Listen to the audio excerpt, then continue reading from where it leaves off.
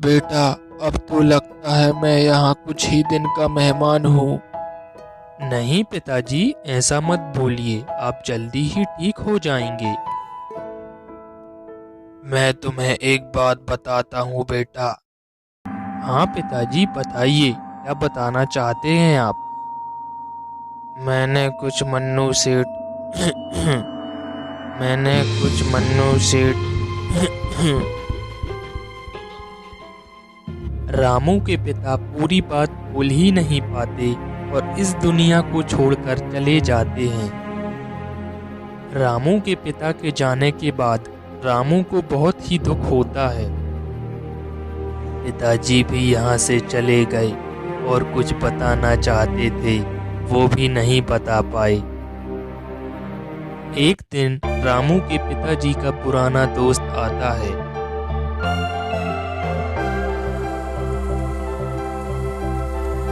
आइए काका, बैठिए। और बेटा, सब ठीक तो है? रामू ने काका को सब कुछ बताया। काका, पिताजी कुछ बताना चाहते थे पर अधूरी बात ही बोल पाए। मुझे समझ नहीं आ रहा कि पिताजी बोलना क्या चाहते थे।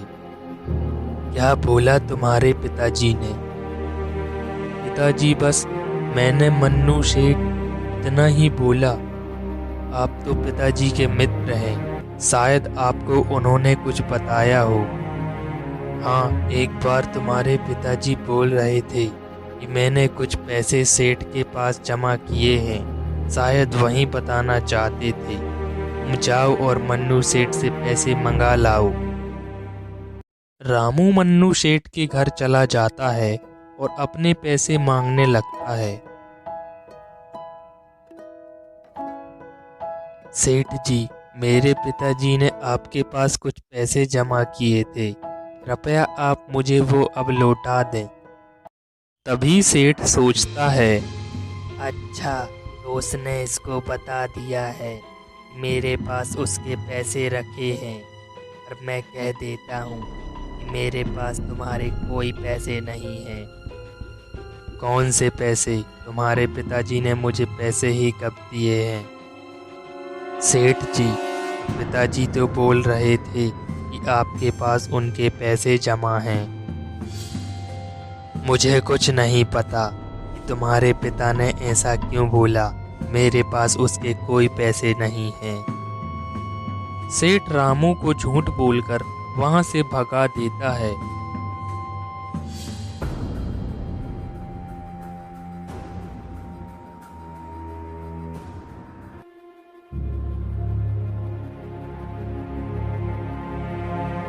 क्या हुआ?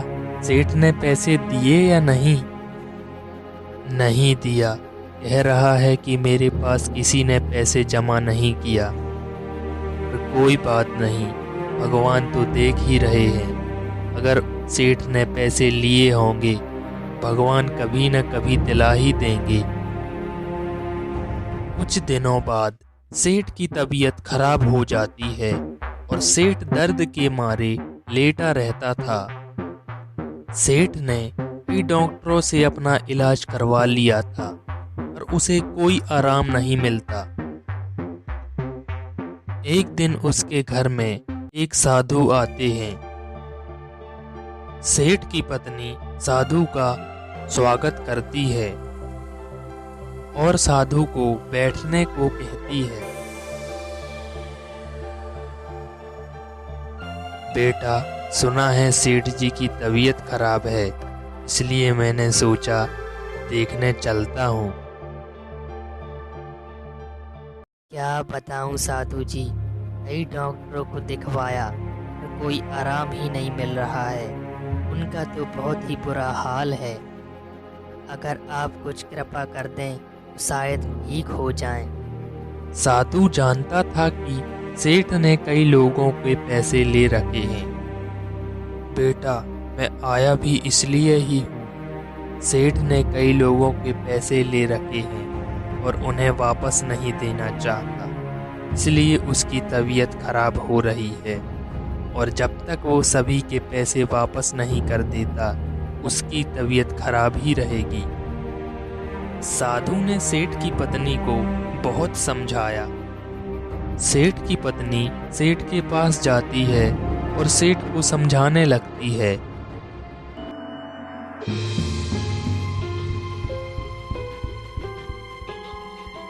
आपने जितने लोगों के भी पैसे लिए हैं उन सब के पैसे वापस कर दो। सेठ की पत्नी ने सेठ को हर तरीके से समझाने की कोशिश की।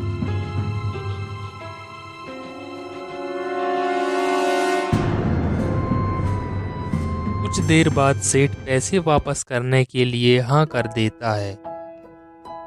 ठीक है, मैं सभी के पैसे वापस कर दूंगा।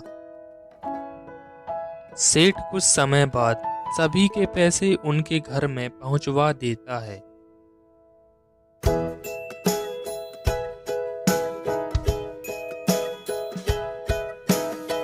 ये लो, सेठ जी ने आपके पैसे वापस दिए हैं। रामू पैसे देखकर खुश हो जाता है।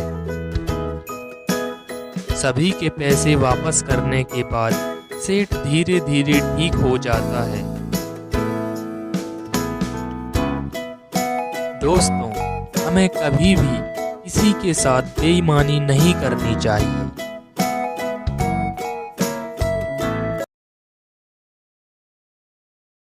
एक गांव में दो लड़के रहते थे। एक का नाम अभिषेक था और एक का नाम सत्यम। दोनों ही अच्छे दोस्त थे।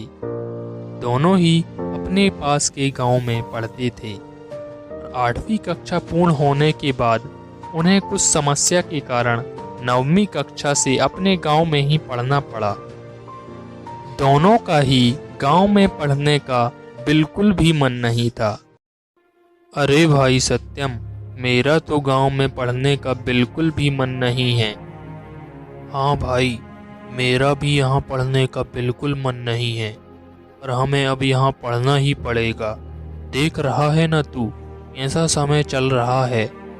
दोनों ही मन ना होते हुए भी गांव के स्कूल में पढ़ते हैं।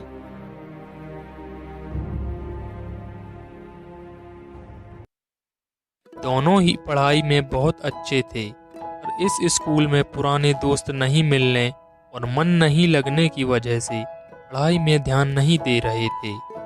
इस वजह से कक्षा के और विद्यार्थियों ने उन्हें पढ़ाई के विषय में कमजोर समझ लिया था। और शाला के सभी शिक्षक इस बात से परिचित थे कि दोनों ही बड़े होनहार और समझदार विद्यार्थी हैं। दोनों ही बहुत शांत रहते थे और शिक्षकों की बहुत इज्जत किया करते थे, जिस वजह से शिक्षक उन्हें बहुत ही अच्छा मानते थे। इस बात से कक्षा के सभी विद्यार्थी मन ही मन उनसे चिढ़ने लगते हैं। धीरे धीरे समय बीतता गया और दोनों कक्षा 12वीं में पहुंच गए। उन्होंने कक्षा 12वीं में आर्ट विषय लिया। एक दिन गणित विषय वाली मैडम जी ने सत्यम को बुलाया। मैं तुम लोगों को कई दिनों से देख रही हूँ, बहुत ही परेशान कर रहे हो तुम लोग सबको। नहीं मैम, हमने किसी को कुछ नहीं किया और ना ही किसी को परेशान किया। हाँ मैम, ये लोग तो बहुत ही शांत बच्चे हैं। मैं कुछ नहीं जानती। अगर मैंने किसी आर्ट वाले बच्चे को घूमते हुए देखा तो अच्छा नहीं होगा। जब देखो घूमते रहते हैं। गणित वाले बच्चों को देखो कितने अच्छे नंबर लाते हैं, और तुम लोग कुछ नहीं कर पाओगे। गणित वाली मैडम ने सत्यम को बिना कोई वजह होते हुए भी उसे डांट देती है और ये ताना मारती है कि तुम लोग कुछ नहीं कर पाओगे। मैडम उन्हें ताना मारती ही रहती थी, क्योंकि मैडम उनसे चिढ़ती थी और सोचती थी कि आर्ट वाले लड़के कभी अच्छे नंबर नहीं ला सकते। सत्यम वहां से आ जाता है।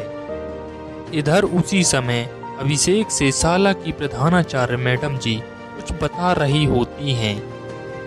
अभिषेक बेटा, तुमसे मुझे कुछ बात करनी थी। जी मैम, बोलिए ना। उनसे सभी शिक्षकों को भरोसा है कि तुम ही इस वर्ष सबसे अच्छे नंबर लाओ। मैम, मैं तो पढ़ता ही नहीं हूँ, मैं कैसे अच्छे नंबर ला पाऊँगा। पर मैम, आपने मुझसे कहा है, मैं पूरी कोशिश करूँगा। मुझे तुम पर पूरा भरोसा है, तुम इन बातों पर खरे उतरोगे। प्रधानाचार्य मैम अभिषेक को बहुत समझाती हैं। अभिषेक ने सत्यम को सब बताया। यार भाई, प्रिंसिपल मैम ने मुझे अच्छे नंबर लाने के लिए कहा है।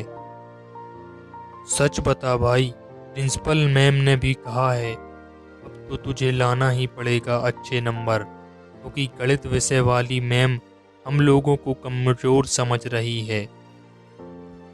उन्होंने मेरे सामने ही बोला और मैंने कई बार उन्हें ऐसा बोलते हुए सुना भी है। हाँ भाई, मैंने भी उन्हें कई बार ऐसा बोलते हुए सुना है, और भगवान ने चाहा तो सब हो जाएगा।